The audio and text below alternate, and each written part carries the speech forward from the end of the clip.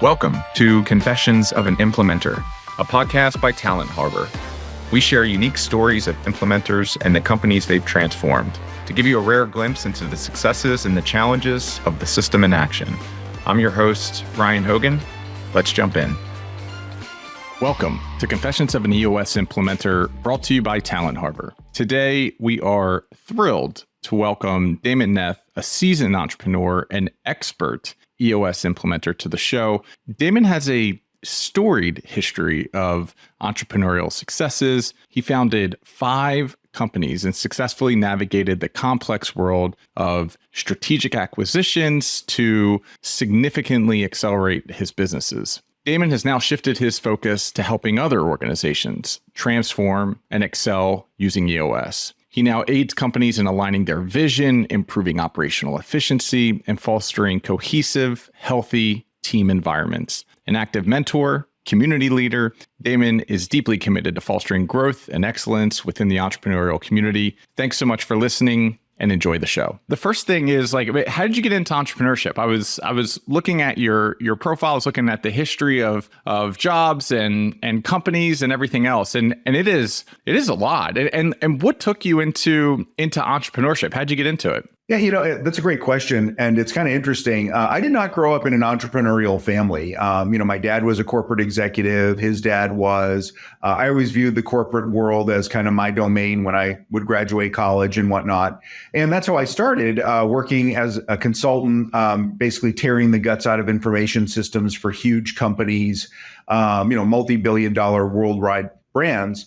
So I had a gift for leading those types of technology initiatives, and I worked for a consulting company. And my specialty was physical product companies, so retail, distribution, warehousing, organizations like that. And one day, the organization I worked for decided that wasn't sexy. It would be better to be in insurance services and financial services and things like that. So they said, we're not going to serve these clients anymore. If you want to come over to this new line of business, you can. But that actually created the impetus for me and my business partner, future business partner at the time, to start our first company called Store Forward, which was focused on basically retail distribution, physical product, information systems consulting. And so we started working with the companies that this other company didn't want to work with anymore. So companies like Dunkin' Donuts or Baskin Robbins or Micro Warehouse or PC Connection, just big organizations that had a lot of physical products or retail presence.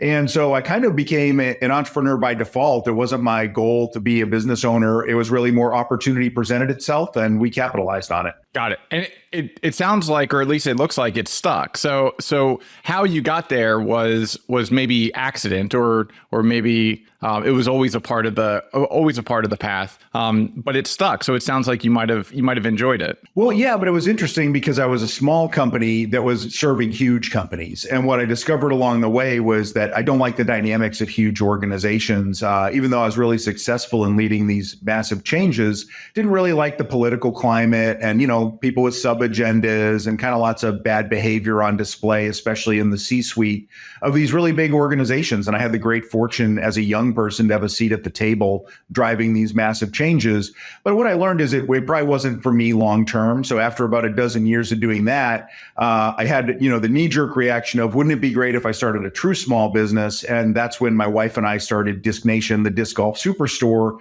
which we eventually grew to be the world's largest retailer of Frisbee-type products. So disc golf was the major industry, ultimate Frisbee, things like that. But we were kind of a supply chain roll-up. So I took my technology and executive skills and applied them in small business. And we kind of rolled up a lot of the transactions in the Frisbee space for about a dozen years. And that created the awareness for me that two things. One is I love helping people, not really selling products. So that was an awareness I had. But also, wouldn't it be great if I could bring these two worlds together? If I could help some of these smaller or mid-tier organizations the way I used to help big companies. And that's the impetus for what I do now, and actually kind of the path that led me to discover Traction and EOS. And lead me to my current profession of being an EOS implementer. Basically, I just want to help everybody run a great company. Yeah. And when you got into disc golf, that is very much a niche, and they say the riches are in niches. And so were you just a fan, or did you do a whole bunch of research to say wow, there's this market that has untapped potential where I can come in and make a huge difference? Yeah, really all of the above.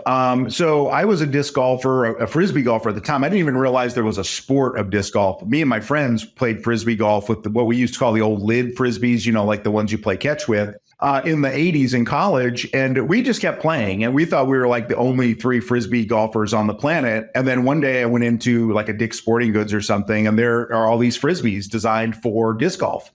And so when I saw, man, there's like a whole equipment scene and a sport emerging around this, and professional organized play and all that, I just was completely unaware of it.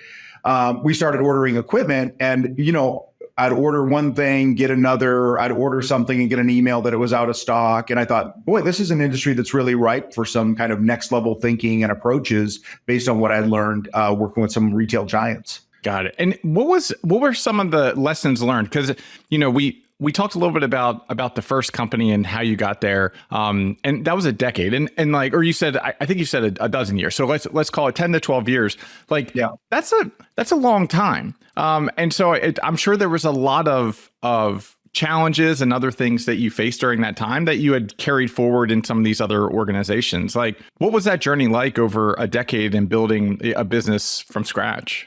Sure. Yeah. So, my wife and I are kind of career entrepreneurs, if you will, now.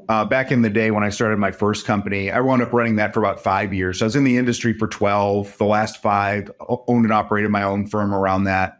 And what I learned was obviously a lot of demands in running a business, right? You need great people. You have to do a million things that you don't think about when you start a company. And I was fortunate in that, I was able to align my job and what I did with my passions.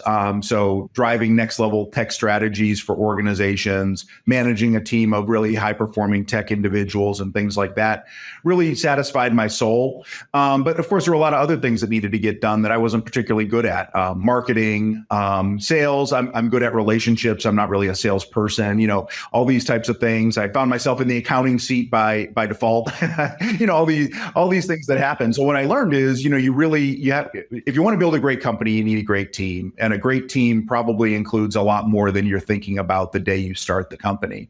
And so loving those dynamics, but maybe not liking the industry was what caused us to be more small business entrepreneurs and start Disc Nation out of our garage. Was really the desire for kind of, more control right off the bat, and then, kind of see where that goes and start building the company as you determine the needs. And that's one of the nice things about being a small, nimble organization is you can parse through a lot of that as it comes at you versus maybe I'm going to be a funded startup and I've got to have a fully baked business plan, an executive team and whatnot, like right out of the gate. Mm-hmm.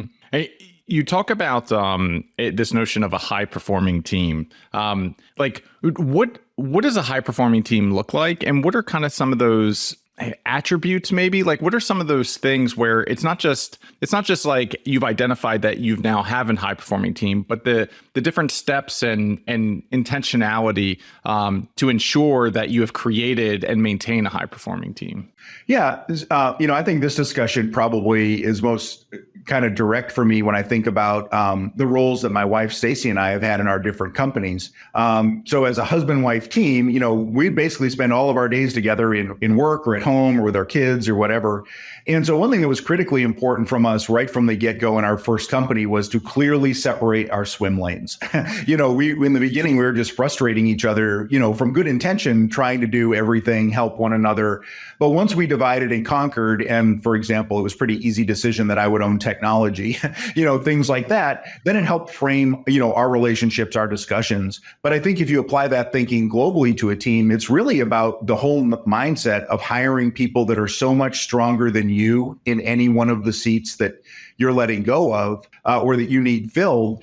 That can be a real kind of crisis for some people to think about, like, how could I hire someone who knows 10 times more about marketing than I do? How can I manage that person? How could I give them direction or know if they're doing a good job? But of course, the reality is if you only hire someone as talented as yourself, then you're not going to progress, right? So that's part of, in my mind, creating a high performing team is just clear delineation of responsibilities, full empowerment and trust for that person in that seat. And then, letting go of the vine and letting that person, succeed or, sometimes fail. I'm always about, helping people within the bounds of what the organization can provide to make them successful. But, success isn't a guarantee, right? And so I think the more you can empower people, let them do the job, and then evaluate, are they getting the job done? So much more healthy than trying to micromanage or over direct or whatever. And then you get these kind of poor outcomes and a lot of finger pointing. If I'd done it my way, it would have worked, and whatnot. So I just find, the more simple, pure model of stepping back, empowering that person, and letting them know where I'm at if they need anything really works well. But it's not a mindset that I think a lot of people can adopt easily. That true trust and letting go of the vine. And that's why I always worry. And I coach my executive team so much on not bottlenecking their organization at the top, by those people doing too much, having their hands in too much, approving of too much. We can just limit the capacity of an organization right from the get-go at the top through unhealthy behaviors. Yeah. And what's interesting about this topic that we're on right now is managing people that are smarter than you in kind of those specific core areas. Like that's hard because you don't ideally you're not telling them what to do. They are taking the initiative and they're doing the things that they already know need to happen. I've always kind of been stuck in this weird place of when I get there, it's almost like leadership by abdication, where it's like I step back, but sometimes I step back too far. How have you found balance in ensuring that you're still they're smarter and they're doing what they need to do, but at the end of the day, they're still kind of going in the same direction and hitting the objectives you need them to hit? Yeah, great question. So, it's interesting, even just the way we talk about this, right? Like the words we use, we say how do you empower? How do you know if you have a great leader? When we think about leadership, it's really kind of two things. One half of the equation is the leadership side, where you're inspiring, you're motivating, you're creating opportunities for growth for your team. You're making sure you have a good cohesive team. But then there's management, which is the other side. That's inspecting what you expect, following up in a healthy way, making sure your team has the resources they need to be successful, and those kind of hands-on activities of a leader. And so, a lot of times we're strong in one or the other. And, sometimes folks are too strong in management, or they overmanage or micromanage while they're not providing great leadership or context or direction or strategy or vision. Or some people err on the other side. They're all vision, right, and strategy, and they're no follow-up. And so, the way I say, how do you build a healthy team? How do you know if someone who you hire who's way more capable than you are is getting the job done is, part of it is getting clear on what success looks like. So that's not only the bounds of their job, but, what are some key metrics? What's a simple scorecard that would show you're crushing it in your given area or your team is? And then how can you delegate some of that responsibility to your team so that they're not just, running errands for you, they're driving the results of the company, and you're the one monitoring, are we getting the job done, right? So often in entrepreneurial companies, that gets turned upside down because we take our best producers and we make them leaders or managers. And what we discover is they don't have those skills. So, what made them a great salesperson or a great warehouse manager or something doesn't translate to being a COO or some higher level skills where they now have to get things done through others. So it's kind of like that guilt, right? Where you feel like, oh, I should be helping, I should be doing all these things. But if everybody's rushing to the fire, then we're not really minding to the things that we each need to be doing in our own seat. So, I think it's a complicated equation, but it starts with, I think, letting go of the vine, having some agreed upon successes, and then having some visibility into, are those things happening? And then ultimately showing up occasionally for your team, right? Like giving them care and feeding, giving them your time so that they know what's on your mind and if they're getting the job done. If you do a lot of those preventative things, huge results can happen with a very light touch. But I feel like kind of the opposite approach is often used, which is, we have to get these huge results. So we're going to overmanage, we're going to overlead, we're going to be full contact, and it just kind of burns people out. What you talked about something that's critically important, and I've seen it within my own organizations, and it's this idea of putting people into roles, rock stars into roles which they are not quite ready for. Because there's a big difference between being an independent contributor and then stepping into some sort of leadership or management role. 100%. What do you? Are there different things that you look for? You're like, hey, this person's killing it, but I'm seeing different signs where they're not ready to be a manager yet, even though they're a rock star in that role. Or do you conduct interviews of people before? How do you start to get ahead of putting someone into a position which they're going to fail, but they were an all-star employee? Yeah. Well, some of this comes down to philosophy, right? And like the way you're describing this is kind of a promote from within mentality, which I've always believed in. If folks work for me and they put in the hard effort when we're smaller or growing, I always want to give them opportunity when they're ready for it. But the opportunity has to be there. You can't just make up jobs for people to give them promotion opportunities. But like you said, a lot of times where we go wrong is we have someone who's doing a great job and we think that they need to take the next step. And we're not really assessing, are they ready for the next job? I encountered this a lot in my career in all kinds of different companies. So, having worked as an interim executive in many organizations, I've lived, kind of like a cat's life of executive leadership, having just had so many different teams and so many different change initiatives and things. And so when I think about it, a lot of times people come and they ask for the next thing before they've really earned it or demonstrated the ability to do that job. And that's part growth, right? I mean, you're stepping into a new seat.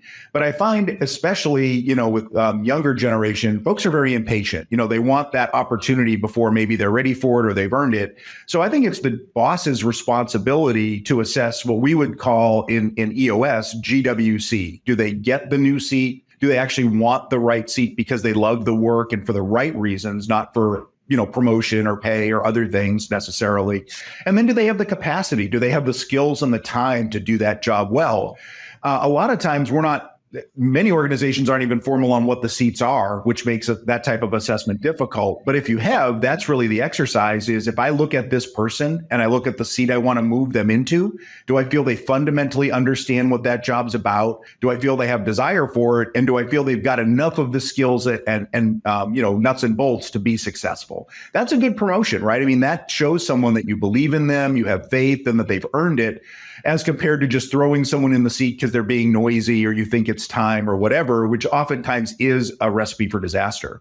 But a lot of times what we're missing when we jump from the individual contributor role, which is super valuable, especially in small companies, to a leadership role is we don't necessarily assess what we talked about earlier, leadership, management, and creating accountability, which we would call in EOS LMA. And that's the main responsibility of someone who has a team below them is to lead that team well, manage that team well, and create a culture of accountability within that team. That's usually what's missing. No one's ever been taught those things as an individual contributor.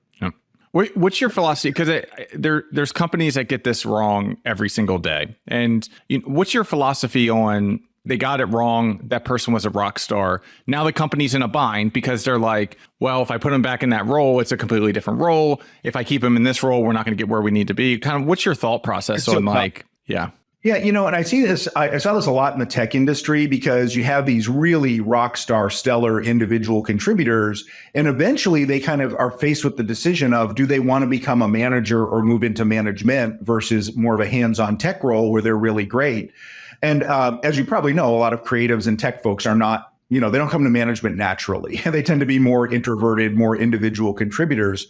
And so in the corporate world, they do a really good job of having that discussion with people. They basically show them their career path options. They show them their decisions, and they let them know, like, hey, you could be a great, say, database administrator or C programmer, but, you're going to be kind of in this seat for a long time. It's going to be more like annual cost of living adjustments versus big promotions or pay increases. But for many people, that's their happy place. We always think more is what people want. And especially when you say more in terms of leading or managing a team, that can break some really good people that just weren't ready for it. And I've seen so many acts of bravery in my clients that I work with. Like I've literally seen people step off the leadership team of an organization, the executive team, and say, look, I'm just better as a salesperson. I am not a head of sales. And if you put me back in that seat, we're all going to be better, right? But it takes checking your ego and being able to say those things. And it takes the organization being willing to let you go back. But sometimes that's what we need, right? Is we need to test some things out. That's what I love about the more entrepreneurial companies is they can bend without breaking. They can make those adjustments and then usually correct without like blowing the company up. The bigger you get, the more rigid organizations become and the harder that is. Like I remember many situations in the corporate world where folks would be promoted to executive level positions and basically there was no going back. You're either going to succeed here or you're out. And that's a different situation.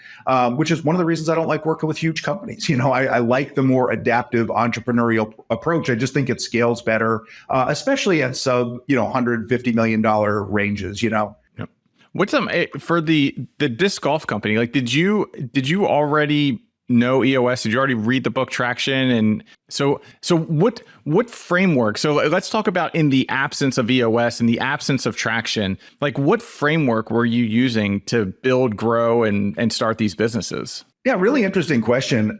When I worked with these huge organizations, they used a lot of different operating systems, kind of the best money can buy. So I was familiar with the whole idea of having like a system to run your business on, but I'd never really seen one that worked well because for those huge companies, they're so monolithic and things take so long that those methodologies didn't seem real efficient.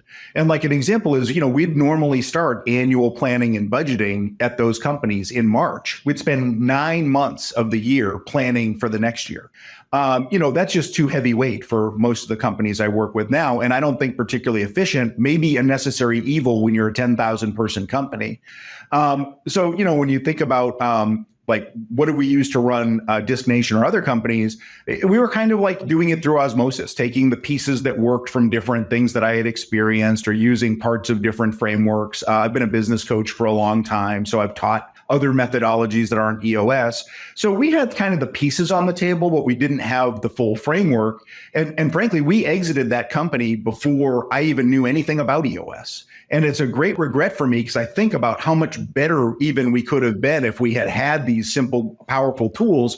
But we were just rolling our own. I considered myself a business expert. I led tons of companies through changes like, how to operate better. And we were a pretty tightly run company. It doesn't mean we didn't have our challenges, certainly, but we didn't really feel like we didn't know how to run a company. Now that I have seen what EOS can provide, we could have done it so much easier.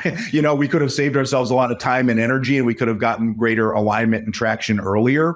And specifically, we didn't really address culture well. I'd never seen a great example of a company implementing core values to drive behaviors in my corporate work. And so as a result, we didn't even have core values at the Frisbee company until we realized we had horrible culture and we saw the need. And, we just didn't see the need because we had never seen them applied well. But when we had so many different opinions about like basic things like showing up on time or people's attitudes or things, it just became obvious, oh man, like this is why we need core values. So we made changes like that along the way, but never with the help of a framework. Got it. And after Disc Nation, is that when you got into the whole fractional executives business? Well, I was working Interim back in the 90s. So that's kind of, is interesting because I was a young person leading these massively expensive and complicated change programs for companies, and they just kind of didn't know what to do with me. So I'd kind of live in IT, but I would usually report directly to the CEO or have some sort of seat at the table because I was also working across the organization. So all the major departments were usually impacted by the types of things we were doing. So I found myself working as an interim executive kind of before it was even called interim executive leadership. Back in the day, the only time you ever heard of an interim was like when something happened to like a Wall Street traded company and they'd say they've named an interim CEO or something. But, Interim has changed a lot. It's now kind of on-demand talent, to solve the right problem at the right time for an organization.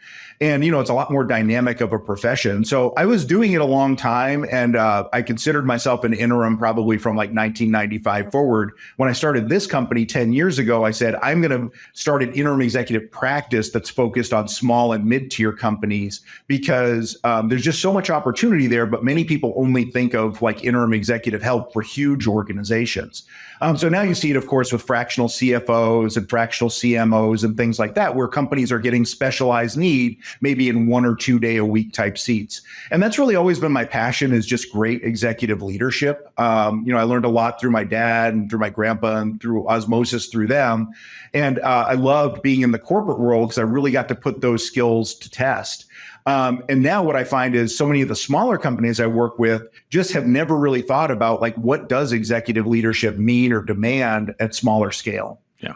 I am a huge the advocate of fractional leadership. It is something that we had explored. I was in a Vistage group out here in Seattle. Hunt to Killer was growing incredibly fast. It was Vistage, EOS, and fractional executives that really kind of helped keep everything together during our growth phase. But I don't know if there's like a misunderstanding, but as I've like talked to other people in the space, they're like, oh, well, what's fractional? Oh, well, that sounds like a consultant. It's like, well, no, fractional can like truly integrate into the organization. They can be interim, they can stay short-term, they can stay long-term, they can go project-based, but truly they are a part of your team. They're just not doing it 40 hours a week or in a startup, 90 hours a week, whatever everybody else is working. Like, where have you seen some of the challenges when it comes to integrating as a fractional executive into organizations that are maybe a little smaller, medium size? Yeah. So I talk about a lot of this in my best-selling book, Expirmation, which talks about what interim or fractional executive leadership is. And, to kind of hit the first part, there is a big misconception out there about what an interim is. And it's both from the companies looking for interims and the people who are calling themselves interims sometimes. Like a lot of folks, for example, may have been an executive in industry and they may find themselves without a job and say, well, now I'll be a fractional, say CMO, because I don't have a full-time job, but I know how to be a CMO. But what that doesn't really account for is the consulting skills that are necessary to manage a complex client engagement when you're at the top of an organization. And so, a lot of times executives don't have the consulting skills, and a lot of times consultants don't have the executive skills, because an interim executive, in my mind, is prepared to lead every change they recommend. And that's different from a consultant who is there to find opportunities, make recommendations, but maybe won't even be involved in implementing those if they're adopted. So, I consider an interim a dynamic change agent who's going to come in, assess a business with fresh eyes from their seat, whatever that is, recommend change, and then be prepared to lead the company to that higher ground. And so when you think about how smaller companies approach that, that's kind of a culture shock to a company to think about, this is an outsider. They only come in 1 or 2 days a week, maybe. And now they're going to lead some massive change that we're not even comfortable with because, we hired this person because maybe we didn't know how to get to where we wanted to. They've got a roadmap, but it's going to require us all. That can create a crisis of confidence for a company, right? It can also create some fear. If this person's hired as an interim, does that mean I'm losing my job? And I've always considered my role to be value add. I'm usually brewing people around me for when I leave. I'm usually leading the company to higher ground, but rallying the team around those plans so that nobody's feeling particularly threatened or kind of out of the fray, out of the fold as we make decisions and stuff. Because, change is painful and difficult for organizations. And if the team isn't bought in, it's going to make my job at least 10 times harder, but it might just mean I'm going to fail because I don't have the type of support I need. And, those are the skills I've developed over all these years working with so many companies, is just realizing it ain't about me and it's not even about my project. If we don't all win, I probably have failed the company, right? I mean, they brought me there to get a result. I can't get caught up in the details. I need to make sure that we're actually getting there.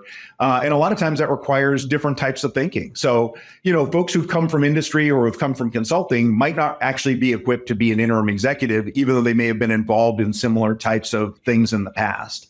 And so, I think that's a definite difference in opinion or maybe perception about what an interim is. And then, for me, it's always about accomplishing a change. I'm not a babysitter or a placeholder. There's got to be something meaty on the table. Otherwise, I'm just not a great use of a company's money or other resources.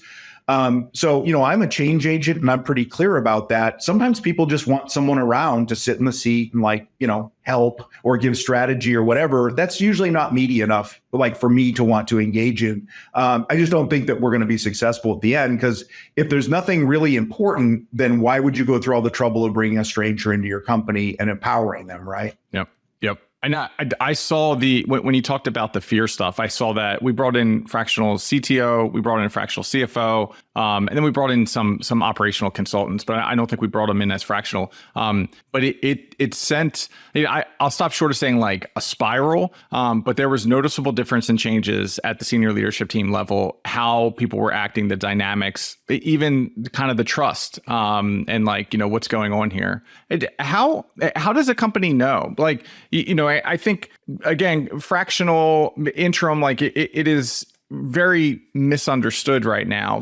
If somebody out there is I've got this problem, how do they know if they need a consultant, a fractional, or a full-time employee? That's not only a great question, but a question that took me about a year and a half to answer for myself. Because when I became an interim, or when I became an EOS implementer, I had already been a practicing interim and coach.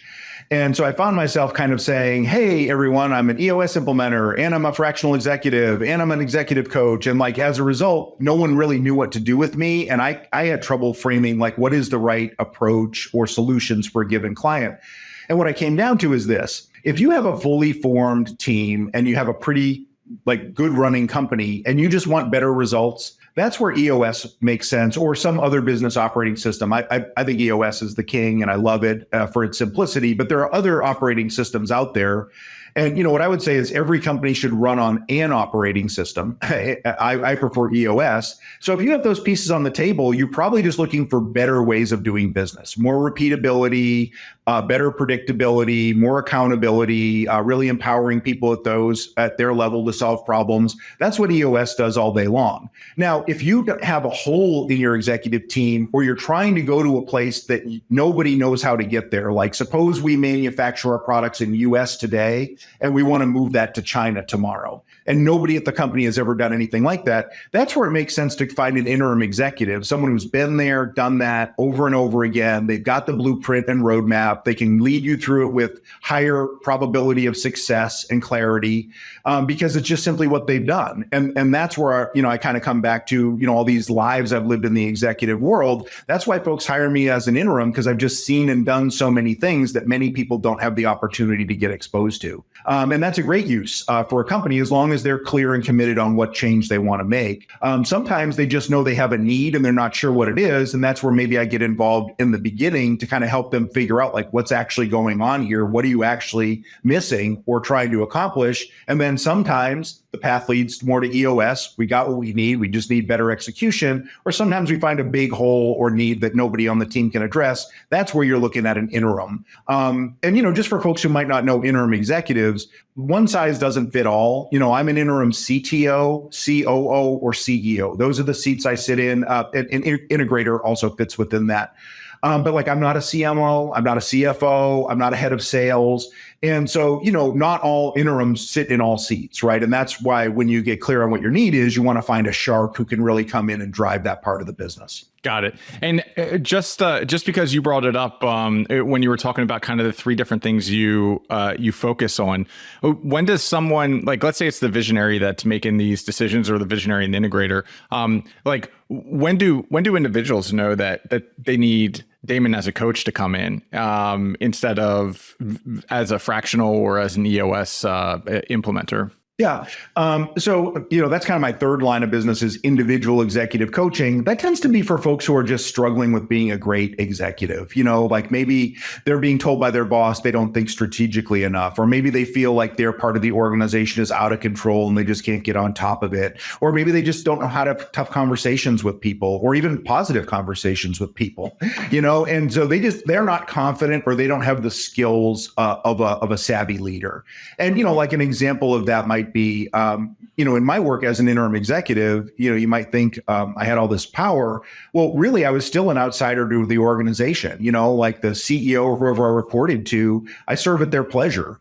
And so how do you manage someone who's much more powerful than you, who controls your destiny, who gives you your marching orders, yet you feel you can't be successful with that plan? How do you manage up would be the question. How do you create joint wins when you're given basically an unwinnable situation? So, those are a lot of things I had to live every inch of over and over again. So that tends to be more the executive coaching that people sometimes need, is like just thinking about the game they're playing differently, thinking about the personalities involved, thinking about making their job and success more guaranteed.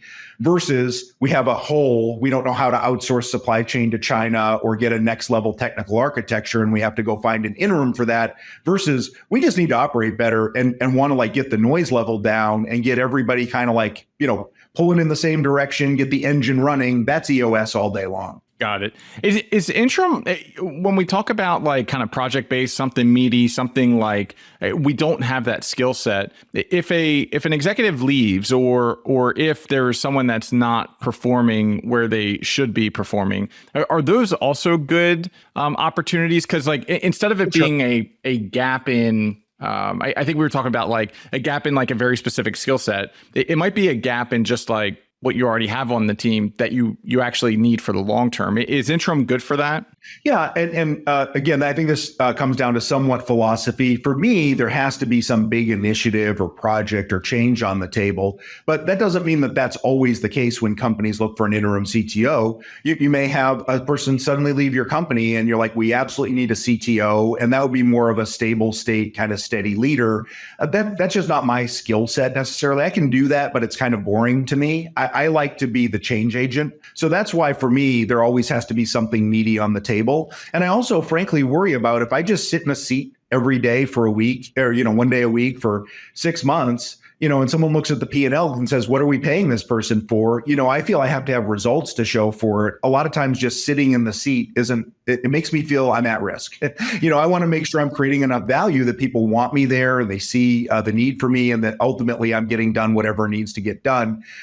So I find like sometimes when there's just an empty seat, it's more like a knee-jerk panic reaction, like we need someone in that seat, but then they're not actually clear on what do we really need other than just to hire someone new.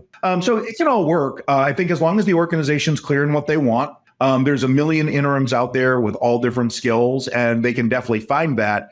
But if you're not clear on what you want, that's where I think you're more likely to get kind of a misfit. Gotcha. And have you found throughout your career that there are usually I'd say wartime CEOs, but in this case, like wartime executives in general, like, are there good, like wartime executives that are also, because like the reason I ask that is some people thrive in chaos. Like some people, all they want is chaos. And the problem that I found personally, like with myself, is when there's not chaos, I might introduce chaos to You're build a visionary it. then. Yeah. Like, have you found executives that are they're good at both of those?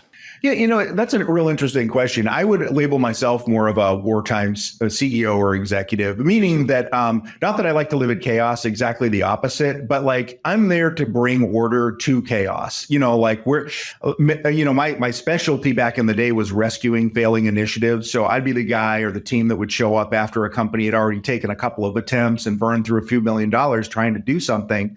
Those are the exciting things for me. Like that's how I'm wired. I want those big challenges. Once it gets to like maintenance and support and we're going to do phase 2A, I'm so bored out of my mind that I'm not a good resource for that. So I'm the good person to get us over the goal line. And then, around that time is when we're making plans to backfill me to what I would consider to be a more stable state leader, like someone who's going to be there day in, day out, just like keeping the trains running on time. I'm more like, let's come in, put out the fire, build something better, and then move on. And that's why I'm broken. I can't work in industry anymore. I can't have a boss. I'm an entrepreneur at heart. I just love the exciting things. And most companies don't have enough of them to keep my interest forever. Yeah. It's so funny what got you into sometimes there's family, sometimes people like grow up with it. And for you, it was like a company went in a different direction and you were like, well, that's dumb. And I'm going to go do the same thing with the clients that you're leaving behind. That's awesome. It feels like a little bit like fractional interim. Like this stuff has been evolving over the years. And this is something with my research and you are much smarter in this area than I am. What I found is like this really started in kind of private equity and like we very quickly need to get a company ready to sell, or we just bought a company, there's things on fire. We need you to come in, fix everything, then, get out of the way.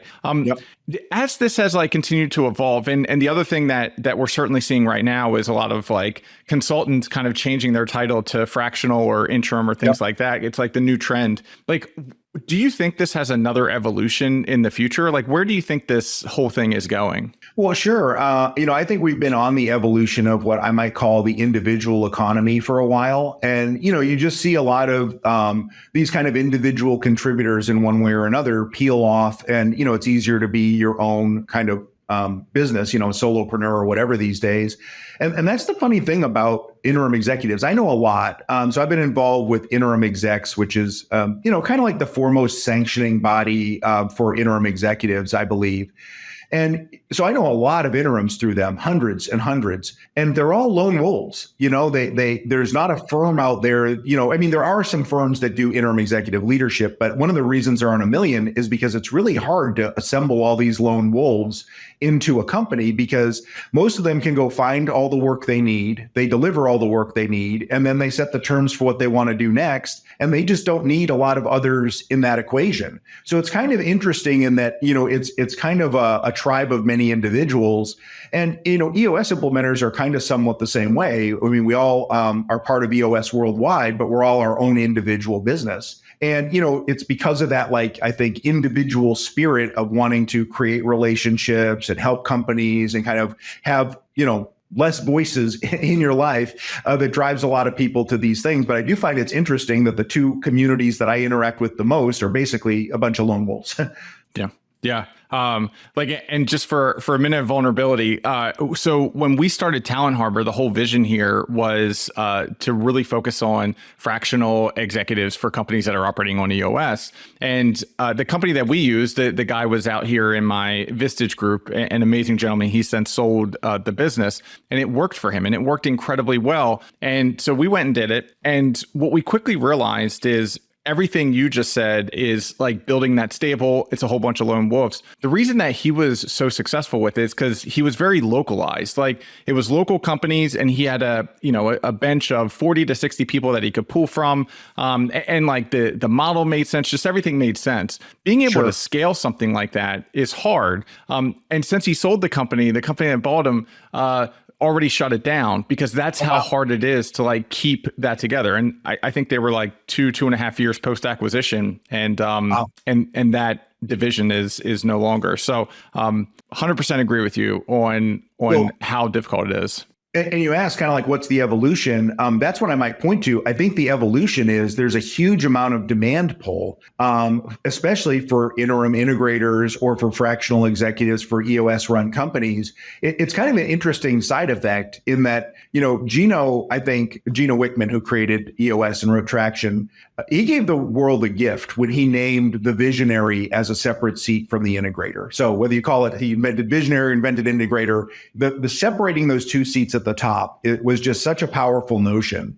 And so I think that when companies see that, a lot of times you have a founder at the top who's more of a visionary. Once they see and can name the things they're not good at, planning, tracking, follow up, daily execution and engagement, typically, it's so eye-opening. So the question becomes, okay, how do we get an integrator? And that's where it's they're just, it's hard, right? I mean, that's like hiring a president for a company or a GM, that type of level person. And there's only so many good folks like that around, especially for your industry, especially that you can afford, who are available and all that.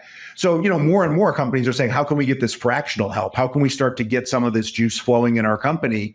And so I think this demand pull is one of the things that is the next evolution, is you now see these companies not only in the integrator seat, but also a lot of my companies struggle with head of sales or head of marketing or head of finance at times. And these are all potentially great fractional seats. So it's almost like I feel like the awareness of these gaps in these companies is creating the demand pull where it never existed before, because we just didn't have that awareness of how big these holes were. Yeah. Yeah, that's really interesting. And when I think about some of the integrators throughout my career, the hardest part is for us, or for me personally, is you have to find somebody. It becomes a partnership, and they may not own 50% of the business, but it is a true partnership. You've got to be on the same page constantly. So either one of you can kind of make a decision in the absence. And then the integrator is usually the hammer. So when they're dropping the hammer, you want to make sure that it's in line with the vision and everything else. And having that trust, that takes time. It takes time to go out and either find that person or maybe you're digging deep into your network for someone that would be capable. But that's always been the hardest thing for us hiring integrators. Yeah. And I think there's also a very wide range of views about what an integrator is or should be for a different company. I've met some interim integrators that are really kind of more administrative help. They make sure the L10s happen. They make sure the documents are organized. An integrator in its most fully formed version, it is driving the direction of the company or the execution day to day. And, I think that's where you'll find a lot of different integrators, depending on their philosophy or approaches as to where they participate. Some are, more like we'll lead the L10 and keep the trains running on time. Others are more, fully engaged with the leadership team, having same page meetings, being that partner to the visionary and, engaged at a much deeper level. I wouldn't claim to say what's right for any company, but I think that, again, that's an area where the more clear you are on what you need, the easier it'll be to find someone who fits that. Yeah. I've met a lot of implementers that are against the fractional, specifically the fractional integrators. And another kind of a third category in that bucket is, I don't know whether it's a right fear or if it's just a gremlin, but it's the idea that like this fractional integrator is actually taking over the implementer's role, where like you eventually won't need the implementer anymore because you have a trained integrator and they can come in and run the same process with that outside perspective. Sure. What do you think about that? So first off, my most successful clients have an integrator of some kind, whether they're on the team or whether they're fractional.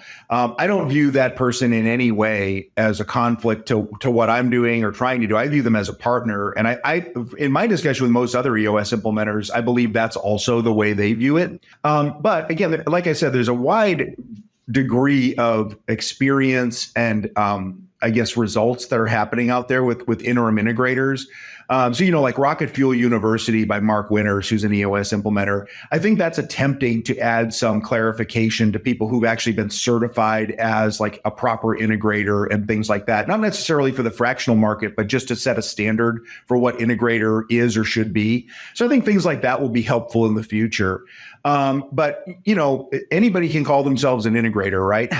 And, the question is, again, can they get done what the company needs? That's why I always come back to there has to be something on the table, a goal for me to accomplish that I can sign up for. So when I'm an interim integrator, if it sounds like come and lead our L10s and make sure our 90.io is organized and stuff, like that's not a good use for me. Like that's a boring role for me. And I won't say that's just boring work. It's just not for me.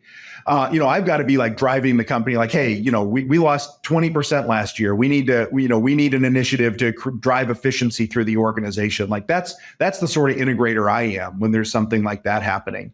I think there's a lot of differences in opinion out there about what an integrator is or isn't. For me, I'm always viewing my work with a company as being 18 to 24 months. So like this notion that like an integrator might replace me in 18 to 24 months, good. They should. I will be with a team sometimes for longer. I've worked with teams for as much as 6 or 7 years at their request. But the idea is that you not become dependent on your implementer, that you learn and implement EOS in your company with their help. And then you do it from that point forward so that, you don't have the dependence on that third party. So I would never be worried about that. For me, it's always about what does my client need? And I'm always moving on as soon as they're ready to take over and we all agree it's a healthy thing. I think this is all like evolving, right? So you said, where's the industry going? I think that we're seeing a lot more demand pull, which is creating a lot more discussion about like, what should these seats be and what type of person should sit in them? Yep. You come back to this chaos and you bringing kind of control and structure into chaos. Like, how do you, living in this chaos, like, how do you find work-life balance? Yeah, it depends on what part of my career you're talking about. I used to be a total slave to work, a workaholic, 7 days a week, all that stuff. That's what those corporate jobs demanded. It was kind of all or nothing. It was binary. You succeed or you fail. And, I just always had to make sure I succeeded. And that took a lot, which was one of the reasons I became a small business entrepreneur. The surprise for me there was that I didn't give up my 7 day a week working habits. I just found more stuff to do. And so over time, I came to the realization, hey, I'm a workaholic and I'm going to change this. And so I did. And now I'm just very, very clear about my bounds. Sitting in the CTO seat makes it complicated because sometimes fires will emerge and I have to address those. But basically, I'm a Monday to Friday, 9 to 5 guy, and I manage my time and my calendar really well for all my obligations. And then, the things that pop up that I can't control, I just do my best to make sure that that's within balance, with the rest of my goals. But yeah, I mean, all these things, it's really hard to, no one's going to tell you to work less out there. And in fact, I've met people who wouldn't want to work less. Like they're happy places working 60 or 70 hours a week. God bless them. That's just not me. And for me, again, you keep calling it chaos. I would say I step into problems, things that are unknown, and I create order. But I wouldn't say most of my clients I feel chaotic. I just mostly feel opportunity and that they just are really earnest in wanting better and don't know how to get there. And I think that makes for great engagement all day long. All right, Damon, someone's been listening to this and they're like, I need Damon to come implement for my company, or I need a personal coach, or I need someone to come in fractional. What does your ideal client look like? Are they in the Austin area, or do you go everywhere? Like, what does it look like, and how can they get a hold of you? Yeah, great question. So yeah, I'm in Austin, Texas. And while I have many opportunities outside of Austin, the companies that I work with in person, I really try to make local. But I also, in this day and age, so many virtual companies, they don't even have an office. So I work remotely with a lot of teams. Again, my criteria for success is, can I be successful? Based on what you've shared with me, do I feel like I could help? If so, I tend to feel compelled to help. If not, I try to find somebody who can. And most of my cycles these days are really focused on EOS. I'm kind of winding down my interim executive career. I'm currently CTO at a firm that I own part of, and that's occupying most of my interim executive cycles. So what I'm doing on the side is I'm coaching people to be great executives. A lot of times that's what individuals need, or I'm helping companies with EOS. And if they really need interim executive help and I don't have the capacity, that's where I'm tapping into this huge network of folks that I know who might be able to help. But really, what I would say to folks who are listening is, for 80-90% of the companies I encounter that are struggling with like results or something they want better from their business, EOS is the cure. It works every single time if you put it to use. And, it's all business best practices. And the simplicity is so wonderful because not only is it easy for my teams to understand, but it's easy for them to teach their teams.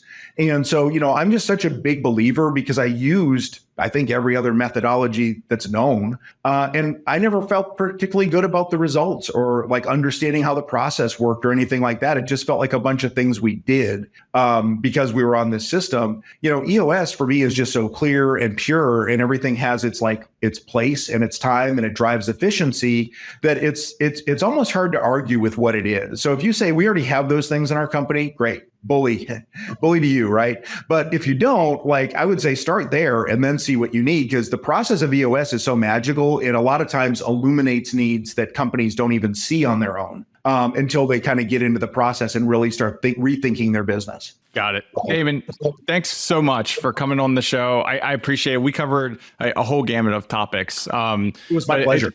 A lot of value there. And thanks so much, and look forward to staying in touch in the future. Thanks, Ryan. Thanks so much for having me. It was great to be a host. And yeah, I'd love to come back and talk more shop anytime. We should do that. All right. Thanks, Damon. Talk to you. Thank you. Confessions of an Implementer is brought to you by Talent Harbor. To find out more about Talent Harbor and our fractional services and talent search solutions for businesses, visit talentharbor.com. And then make sure to search for Confessions of an Implementer in Apple Podcasts, Spotify, and Google Podcasts, or anywhere else podcasts are found. Make sure to click subscribe so you don't miss any future episodes. And on behalf of the team here at Talent Harbor, thanks for listening.